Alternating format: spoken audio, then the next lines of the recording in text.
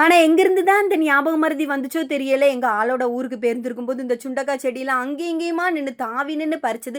லாஸ்ட்டா ஒரு பாக்ஸ்ல அடைச்சு அப்படியே ஃப்ரிட்ஜ்ல போட்டது தான் உண்டு. கிட்டத்தட்ட 1 வாரத்துக்கு மேல ஆயிட்டு, இன்னைக்கு வந்து அதுவும் மீன் இல்லாத காரணத்தினால ஃப்ரிட்ஜ்ல என்னலாம் இருக்குன்னு அலசி ஆராயும்போது பார்த்து இந்த சுண்டக்காய் இருந்தது. அப்பதான் தெரியவே வந்துச்சு. லாஸ்ட்டா அத எடுத்து எங்க மாமி சொன்னாங்க, "அத இடிச்சு வச்சா தான் நல்லாருக்கும்ன்னு" சொல்லிட்டு அத ஒண்ணு ஒண்ணா உதிர்த்து இடுக்கி அதுக்கே ரொம்ப நேரம் ஆயிட்டு. இருந்தாலும் இன்னைக்கு வந்து தக்காளி குழம்பு சிம்பிளா வச்சிடலான்னு சொல்லிட்டு போன திருப்பி இந்த சில்வர் பாத்திரத்துல வச்சு இந்த தக்காளி ஒண்ணும் ஒழுங்கா கடையப்படல.